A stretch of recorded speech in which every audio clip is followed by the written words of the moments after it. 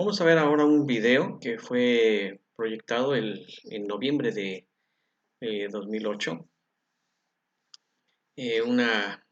Fabricaron en un laboratorio científico un arca de proporciones muy similares a lo que ya había propuesto Ron Wyatt, es decir, una embarcación de 7 medidas de largo por una medida de ancho.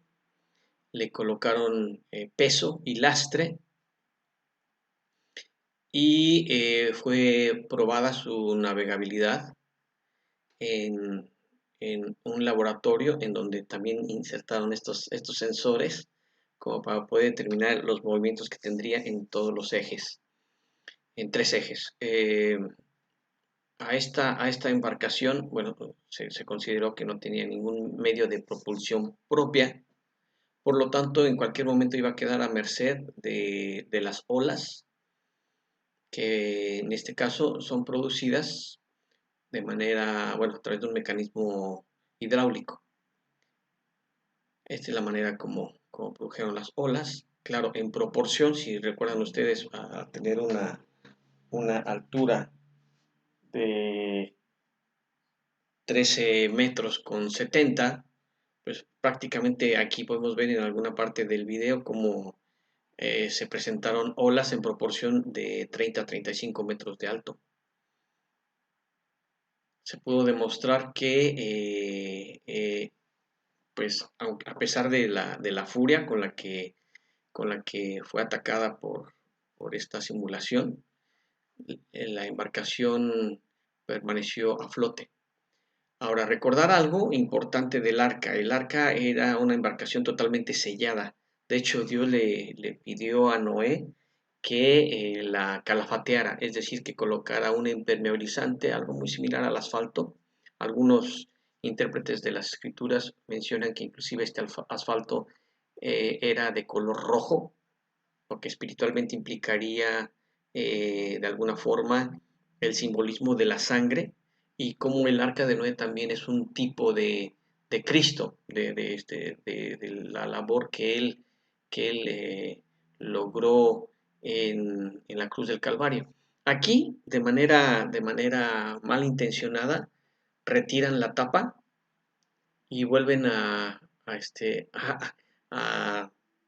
hacer funcionar el mecanismo para que, oh, sorpresa, la nave se hunda, ¿no?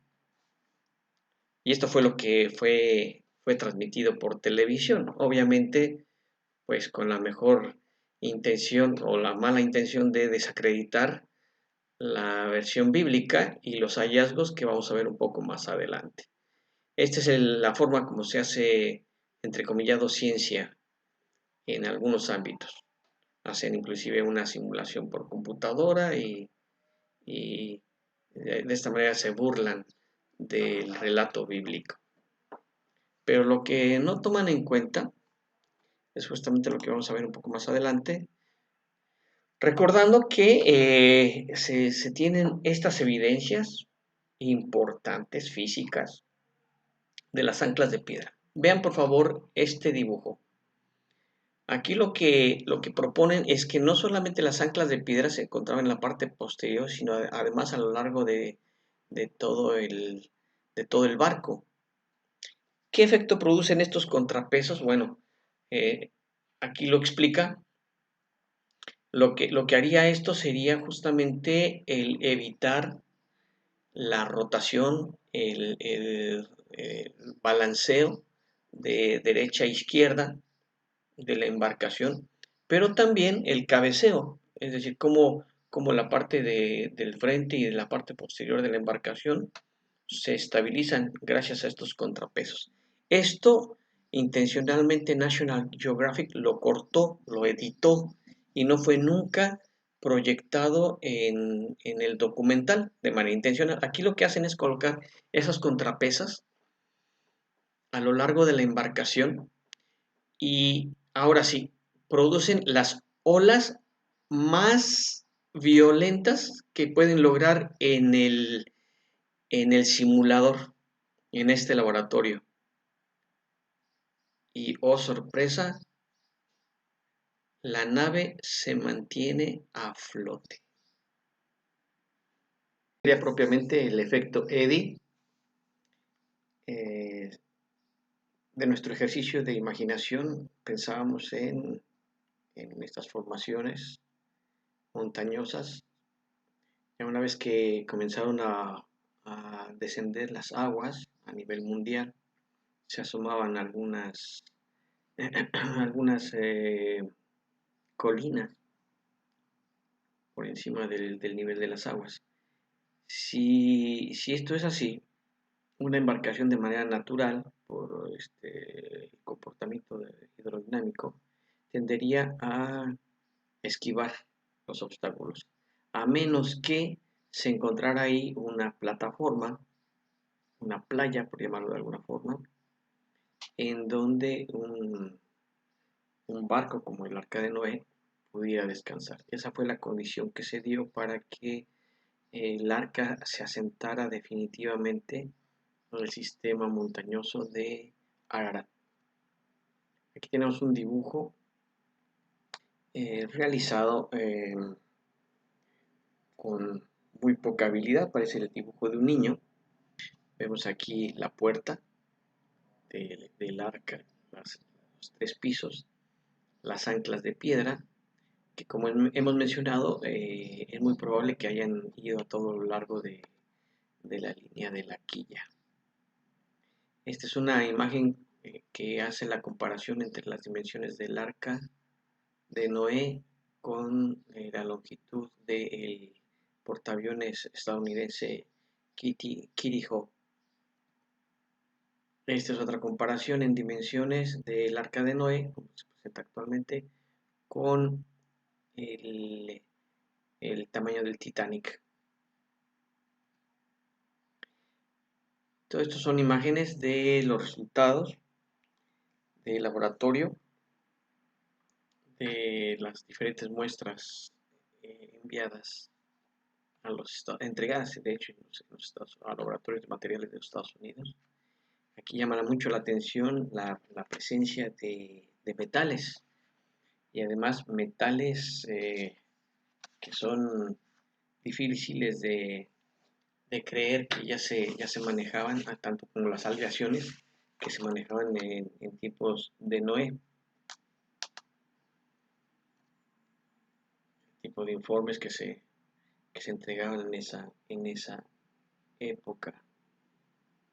Estamos hablando de, por ejemplo, en los remaches se encontraron algunas lecturas de hierro, de aluminio, de titanio, de vanadio, que es muy difícil de creer por el uso de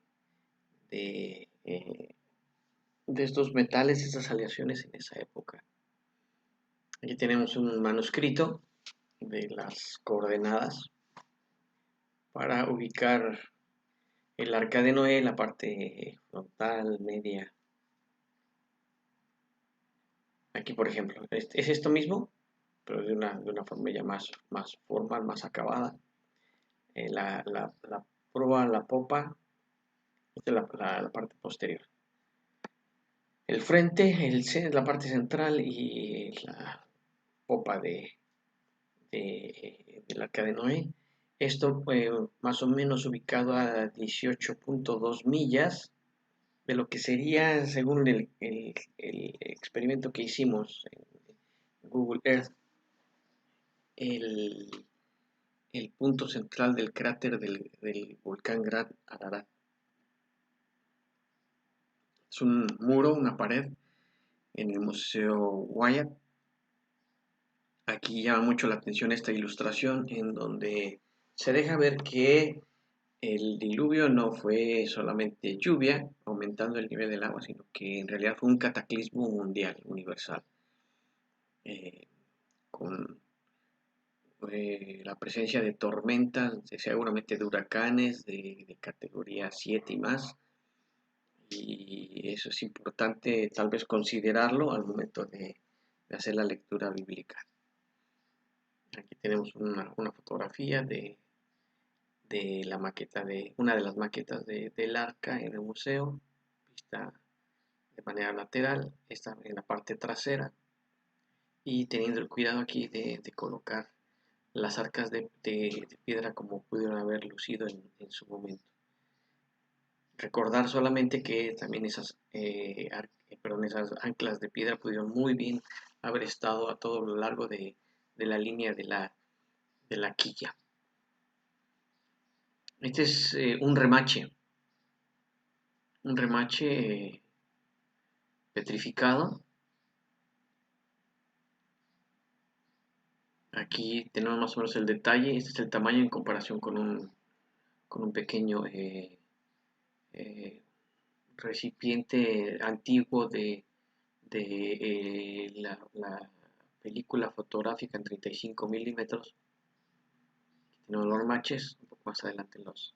Aquí, por ejemplo, en esta muestra de madera petrificada, vemos la presencia de clavos metálicos.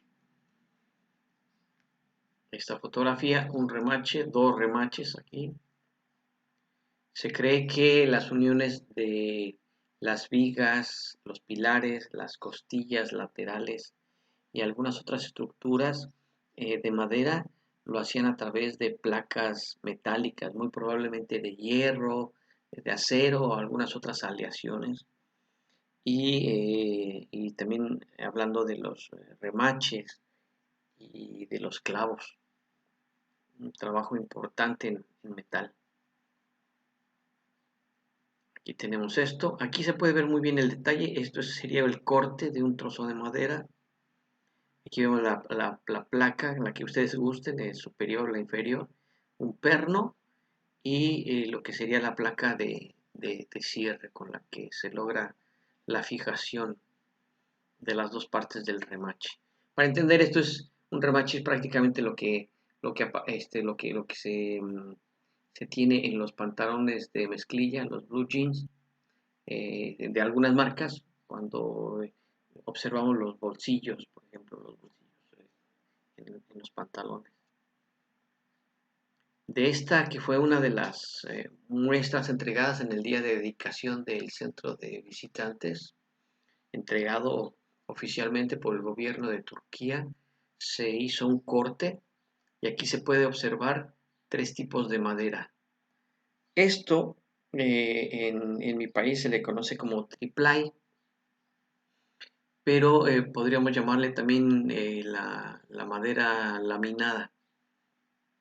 Esto implica un descubrimiento moderno, supuestamente, que permite que yo tenga una placa de madera yendo hacia un sentido, digamos la veta de la madera yendo hacia un sentido. Después coloco un pegamento.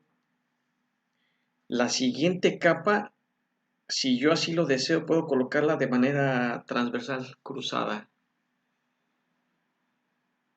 Y después nuevamente aplico pegamento y la tercera capa la coloco de la forma como iba en el orden, en el sentido de, de la madera de la primera capa. Esto, una vez que está unido, es un tipo de material muy, muy resistente. Y bueno, esta técnica ya la veíamos aplicada en muchas partes de la estructura del Arca de Noé. Importante también entender que cuando se habla de madera de gofer en el arameo, algunos traductores dicen que esto debería ser la traducción correcta de madera laminada. Más fotografías acerca del mismo espécimen. Estos son los folletos que hemos platicado que se entregaban normalmente en las iglesias o en conferencias, en auditorios, etcétera.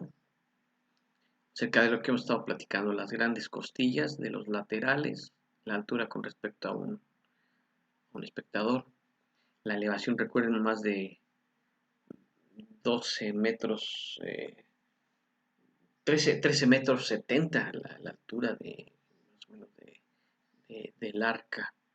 Tenemos aquí los remaches. Y aquí esto importante es el lastre. El lastre fue el residuo, la escoria del trabajo de metales al momento de estar trabajando con ellos y lograr inclusive hasta aleaciones. Este balastro, que se le llama también así, implicó el trabajo con metales tan modernos y bueno, tan difíciles de encontrar como el titanio, como el vanadio, etcétera. Y esto sirvió como una forma de, acuérdense, el lastre, que es fundamental en una embarcación, una forma de brindar además estabilidad adicional al arca. Muestras de madera petrificada, no del arca, pero de algunas otras partes del mundo. Esto es una fotografía del centro de visitantes. Una panorámica que permite visualizar tanto el arca de Noé como el centro de visitantes. Una fotografía fija del filme, del mismo sitio, el reconocimiento oficial del gobierno de Turquía de que ahí, en este caso este gobernador, está determinando que es el lugar en donde se encuentra el Arca de Noé. Lugareños. Y aquí son muestras de la prensa, de revistas, de folletos, de diarios, periódicos de Turquía, en donde se hace oficial el anuncio de que es público ya el descubrimiento del sitio donde se encuentra el Arca de Noé.